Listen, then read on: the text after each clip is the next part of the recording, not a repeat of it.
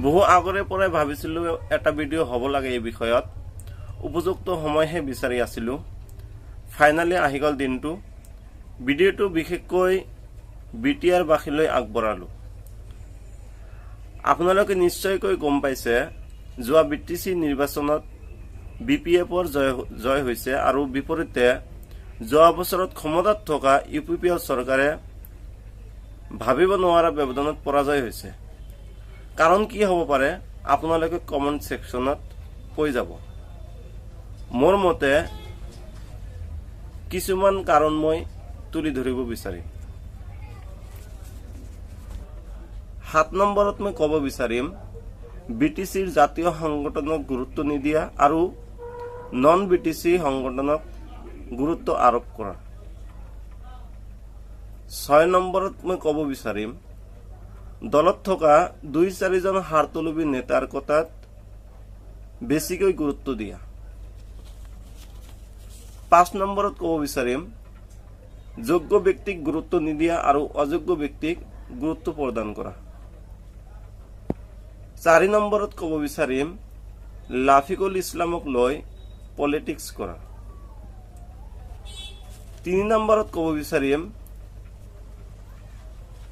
ভগৱান নামি আহিলেও BTC উচ্ছেদক ধৰি ৰাখিব নোৱাৰে বুলি কোৱা, অৰ্থাৎ উচ্ছেদ হ'বই।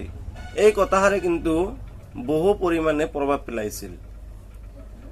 2 নম্বৰত মই ক'ব বিচাৰিম মিছলীয়া মানুহৰ কথাত গুৰুত্ব দিয়া বা মিছলীয়া মানুহৰ কথা মতে কাম কৰা, মিছলীয়া মানুহৰ অনুসৰণ কৰা। আৰু মেইন পইণ্টটো মই ধৰিব UPPL দলত থকা কিছু সংখ্যালঘু নেতা সংখ্যালঘু মানুহক গুৰুত্ব নিদিয়া আৰু অহংকাৰী কথা কোৱা, দুখীয়া মানুহৰ আঁচনিবিলাক নিজে ভক্ষণ কৰা, ৰাজনীতিৰ নবুজা আৰু মূৰ্খ মানুহক ভাৰপ্ৰাপ্ত আসন দিয়া আৰু সদায় দলৰ নামত জাতিৰ নামত ভেদভাৱ কৰা আৰু জীৱনত সাধাৰণ মানুহৰ লগত উঠা বহা নকৰা মানুহৰ দ্বাৰা সাধাৰণ ৰাইজৰ পৰা ভোটৰ আৰ্জি কৰা, এইটো আটাইতকৈ বেছি প্ৰভাৱ পেলাইছিল UPPL দল পৰাজয় হোৱাৰ আঁৰত। আৰু আছে বহুতো কথা ছচিয়েল মিডিয়াত ইমান নকওঁ। BPF-ৰ কেনে হ'ব আচৰণ এয়া আমি নিশ্চয় দেখিবলৈ পাম। ভিডিঅ'টো যদি ভাল লাগে আপুনি শ্বেয়াৰ কৰিব। যিমানবোৰ পইণ্ট মই ধৰিছোঁ এইবোৰৰ পৰা মোৰ কথাষাৰ কিমান সঁচা বা কিমান যুক্তিসংগত আপোনালোকে কমেণ্ট কৰি যাব।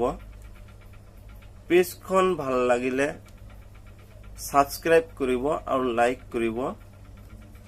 ধন্যবাদ।